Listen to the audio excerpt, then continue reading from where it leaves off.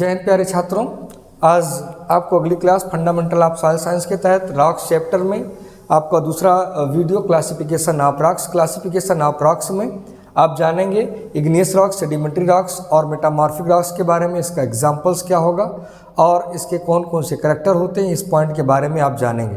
इसकी पिछली वीडियो में आपको रॉक्स का साइकिल बताए थे और रॉक साइकिल के अंतर्गत कैसे इग्नियस रॉक्स, सेडिमेंट्री रॉक्स और मेटामॉर्फिक रॉक्स का निर्माण होता है, इसके बारे में हम लोग चर्चा कर चुके हैं। और सभी वीडियो के लिंक पाने के लिए आप हमारे टेलीग्राम चैनल पे जाइए और वहाँ जिलाजीत सर ऑफिशियल के नाम से आप चैनल ढूंढ सकते हैं। उसमें आप अगर फॉलो कर लेते हैं तो आपको सभी वीडियोस के लिंक मिलते रहेंगे। आप सभी प्यारे छात्रों का आज के इस लाइव क्लास में स्वागत है। तो देखते हैं बेटा, यहाँ पर रॉक्स क्या होता है, ये हम लोग पिछली वीडियो में चर्चा कर चुके हैं। इग्नियस रॉक्स, सेडिमेंट्री रॉक्स और मेटामॉर्फिक रॉक्स। सबसे पहले हम क्लासिफिकेशन में चर्चा करते हैं इग्नियस रॉक्स। इग्नियस रॉक्स को हम हिंदी में बेटा अग्निय चट्टान कहते हैं। क्यों अग्निय चट्टान कहते हैं? क्योंकि जब मोल्टन मैग्मा मीन्स लावा क्या होता है, बिल्कुल आग के समान होता है। क्या होता है? आग के समान। और जब वो आग के समान लावा ठंडा होता है और ठंडा होकर के ठोस हो जाता है तो क्या करता है, इग्नियस रॉक्स के रूप में आ जाता है, मतलब अग्निय चट्टान का रूप धारण कर लेता है। क्या हुआ बेटा? यहाँ पर आप कह सकते हैं कि इग्नियस रॉक्स में be divided into two main classes depending on the mode of origin. मतलब उत्पत्ति के आधार पर इग्नियस रॉक्स को दो भागों में वर्गीकृत किया गया है। पहला होता है इंट्रूसिव रॉक्स और दूसरा होता है एक्सट्रूसिव रॉक्स। मतलब इंट्रूसिव और एक्सट्रूसिव दो तरीके से इसको क्लासिफाइड किया गया है। इसको बेटा हम अंतस चट्टान कहते हैं। कहने का अर्थ क्या है कि ये सतह है और अगर सतह के अंदर ही लावा ये ठंडा हो जाए और ये लावा ठंडा होकर के ठोस हो जाता है, लावा अगर इसी के अंदर ही ठंडा होकर के ठोस हो जाता है तो उसको हम अंतस चट्टान कहते हैं, या इसी को हम इंट्रूसिव रॉक्स के नाम से जानते हैं। जब लावा पृथ्वी के अंदर मतलब अर्थ क्रस्ट में ही वो वहीं पर ठंडा होकर के ठोस पिंड रूप धारण कर लेता है तो उसको हम अंतस चट्टान के नाम से जानते हैं। इसी इंट्रूसिव रॉक्स को हम प्लूटोनिक रॉक्स भी कहते हैं। क्या कहते हैं बेटा? इसको हम प्लूटोनिक रॉक्स के नाम से भी जानते हैं, या इसी को हिंदी में अंतस चट्टान भी कहते हैं, क्योंकि ये अर्थ क्रस्ट में ही आकर के ठंडा होकर के और ठोसपिंड बना लेता है। इसका एग्जाम्पल क्या आता है? ग्रेब्रोग और उसके बाद में डायोराइट और उसके बाद में ग्रेनाइट। ये सारे एग्जाम्पल ये प्लूटोनिक रॉक्स के आते हैं। दूसरा होता है बेटा यहाँ पर एक्सट्रूसिव रॉक्स। एक्सट्रूसिव रॉक्स को हम वॉल्केनिक रॉक्स बोलते हैं। क्या कहते हैं बेटा? वॉल्केनिक रॉक्स के नाम से इसको जानते हैं। इसमें होता क्या है कि ये मान लीजिए अर्थ क्रस्ट में सरफेस है और जब ये लावा पृथ्वी की ऊपरी सतह पर उद्गार करता है और उद्गार के रूप में आता है और फिर पृथ्वी के ऊपर ये ठंडा होकर के अगर ठोस पिंड बनाता है तो इसको हम एक्सट्रूसिव रॉक्स कहते हैं। मीन्स पृथ्वी के ऊपर ये आकर के ठंडा होकर के और यहाँ पर जब जिस आकार में जब तक ये टेम्परेचर रहेगा तब तक वो लिक्विड फॉर्म में तब तक वो चलता रहेगा, मतलब कह सकते हैं कि मोमेंट, और फिर ये ठंडा होकर के एक ठोस पिंड बना लेगा, मतलब अर्थ क्रस्ट के ऊपर, पृथ्वी के ऊपर, तो उसको हम बेटा एक्सट्रूसिव या इसी को हम वॉल्केनिक रॉक्स के नाम से जानते हैं। इसकी अलग अलग एग्जाम्पल जैसे आपका एंडसाइट या आपका बेसाल्ट या आपका डाइकाइट या इसका रायोलाइट, इसका अलग अलग एग्जाम्पल्स आ जाते हैं। उसके बाद में इसका क्लासिफिकेशन एक और किया गया है, classification according to chemical composition. Means chemical, यहाँ पर केमिकल कंपोजिशन के अकॉर्डिंग भी इसको क्लासिफिकेशन किया गया है। मेन केमिकल कंपोजिशन में किसके आधार पर किया गया है बेटा? सिलिका के आधार पर। किसके आधार पर? सिलिका के आधार पर इसका क्लासिफिकेशन किया गया है कि सिलिका के अकॉर्डिंग भी इसमें तीन प्रकार का होता है। एक तो होता है एसिड, एक होता है इसमें एसिड, और पहला क्या होगा? एसिड, और दूसरा इसमें क्या होता है? इसमें न्यूट्रल, या आप कह सकते हैं कि बेसिक। ये तीन इसके भाग होते हैं। मतलब इसमें acidic igneous rocks, neutral igneous rocks और या बेसिक इग्नियस रॉक्स इसके नाम से जानते हैं। अगर एसिड इग्नियस रॉक्स होता है तो उसमें सिलिका 65% पाया जाता है। अगर इसमें एसिडिक इग्नियस रॉक्स है तो इसमें सिलिका बेटा कितना पाया जाएगा, 65% पाएगा। और अगर वो न्यूट्रल कंडीशन में आता है तो 50 से 65%, कितना होता है बेटा, 50 से 65% तक उसमें सिलिका की मात्रा उपस्थित होती है। और अगर यहाँ पर बेसिक है तो उसमें लेस देन 50%, कितना, लेस देन 50% इसमें सिलिका की मात्रा होती है। तो आप कह सकते हैं केमिकल कंपोजिशन या सिलिका के आधार पर भी इग्नियस रॉक्स को 3 वर्गों में वर्गीकृत किया गया है। इसमें एसिडिक और उसके बाद में न्यूट्रल और बेसिक। इसमें अगर सिलिका 65% है तो एसिडिक इग्नियस रॉक्स, अगर 50 से 65% है तो उसमें नेचुरल इग्नियस रॉक्स, और अगर 50% से कम है तो ये बेसिक इग्नियस रॉक्स के रूप में आता है। बेसिक इग्नियस रॉक्स के रूप में ये माना जाता है। दूसरा होता है, यहाँ पर आता है बेटा कि इसका एग्जाम्पल मैंने आपको बता ही दिया। मेन एग्जाम्पल जैसे बेसाल्ट है, ग्रेनाइट है, और यह आपका प्यूमिक रॉक हो। प्यूमिक रॉक्स भी आपको बताया जिसको हम झामा या प्यूमिक रॉक। प्यूमिक रॉक जो होता है वो पानी में अक्सर तैरता रहता है, वो डूबता नहीं, क्योंकि उसके अंदर ये सबसे लावा के सबसे ऊपर में टॉप का भाग होता है। और ये आप कह सकते हैं कि ब्लैक कलर में होता है, जो पानी में डूबता नहीं, क्योंकि इसके अंदर ऑक्सीजन है, तो इसलिए पानी में क्या होगा, डूबेगा नहीं। दूसरा यहाँ पर बेटा आता है सेडिमेंट्री रॉक्स। ये तो आपका हो गया इग्नियस रॉक्स।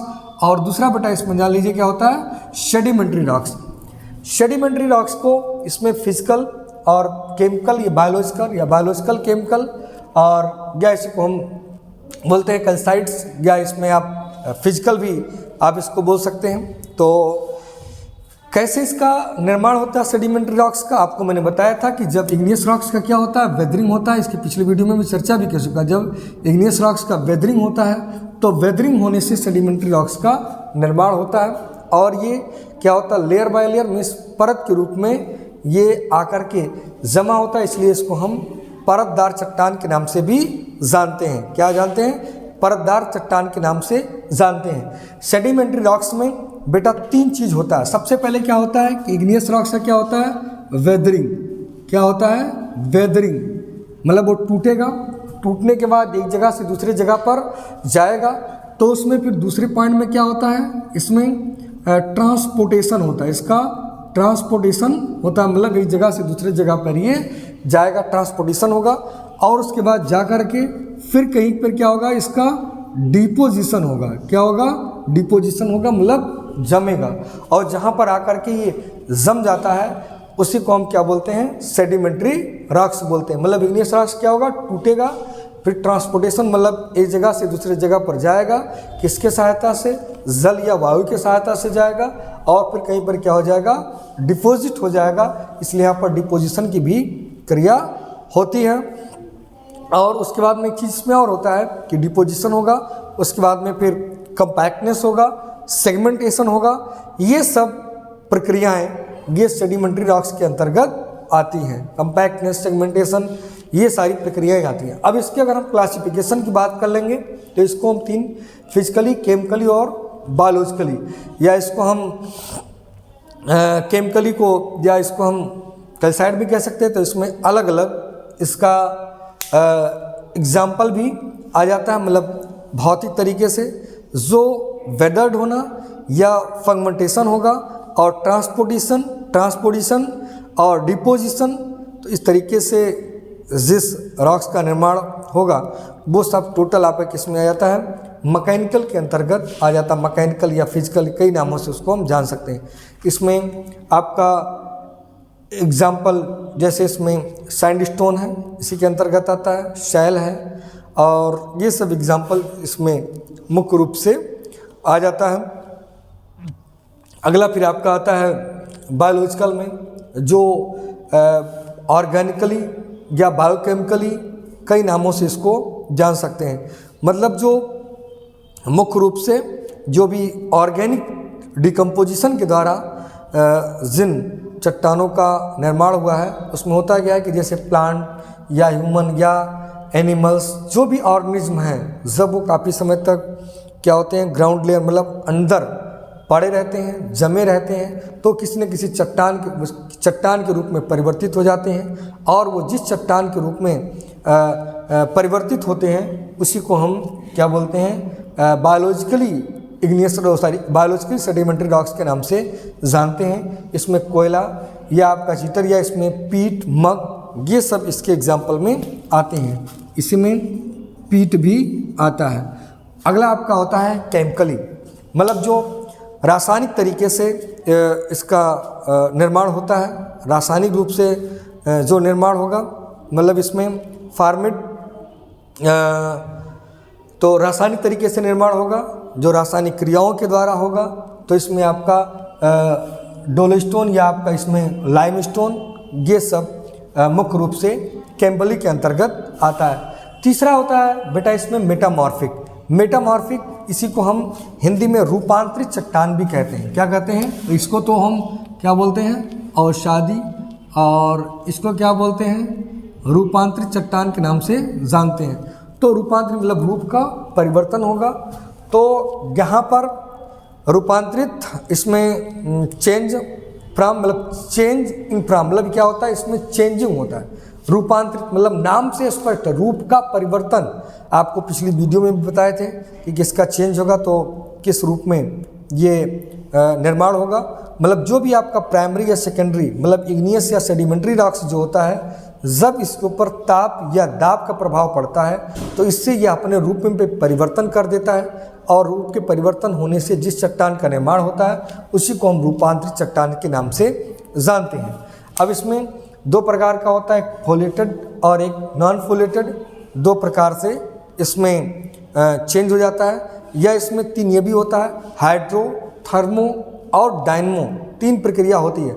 मतलब जल के कारण भी, ताप के कारण भी और दाब के कारण भी इसमें कुल मिलाकर चेंज होता है। तो उससे भी होता है इसका, जैसे स्लेट, सिस्ट, जेनेसिस, उसके बाद में आपका क्वार्टाइस, मार्बल, ये सब प्रमुख एग्जाम्पल ये मेटामॉर्फिक में आते हैं। इसके अकॉर्डिंग जान सकते हैं। कुछ आपको हम बता सकते हैं कि कैसे, कुछ बता देते हैं कि कैसे मेटामॉर्फिक में जो चेंज होता है। जैसे ओरिजिनल रॉक मान लो जैसे ग्रेनाइट है, तो ग्रेनाइट जो चेंज होता है वो जेनेसिस के रूप में या माइका या सिस्ट के रूप में ये बदल जाता है। जैसे आपका सैंडस्टोन, तो सैंडस्टोन किसका एग्जाम्पल है? ये आपका सेडिमेंट्री मीन्स फिजिकल का है। ये चेंज हो जाता है किसके रूप में? क्वार्टाइस के रूप में। मतलब ये सेकंड जो सेडिमेंट्री रॉक्स है ये मेटामॉर्फिक रॉक्स के रूप में क्या होता है? चेंज हो जाता है। ऐसे आपका सेल जो स्लेट के रूप में चेंज हो जाता है। या जैसे लाइमस्टोन आपका ये सेडिमेंट्री है, और लाइमस्टोन चेंज हो जाता है किसके रूप में? मार्बल के रूप में। तो इस तरीके से अलग अलग, ऐसे आपका कोल ये भी चेंज हो जाता है गिप्साइट्स के रूप में। तो अलग अलग सभी जो ताप या दाब के कारण चेंज होकर के और अपने रूप में परिवर्तित कर देते हैं, तो वही कह सकते हैं हम कि मेटामॉर्फिक रॉक्स के अंतर्गत इसमें आते हैं। तो ये आपका प्रमुख तौर पर इतना क्लासिफिकेशन ऑफ रॉक्स, जिसको आप अगले चैप्टर में आपको मिनरल्स के बारे में बताएंगे कि मिनरल्स क्या होता है, प्राइमरी मिनरल्स क्या है, सेकेंडरी मिनरल्स क्या है, और उसकी ग्रेविटी इस तरीके से मिनरल्स का उसका मेन प्रॉपर्टी क्या है। इन बिंदुओं पर हम चर्चा करेंगे। जय हिंद, जय भारत।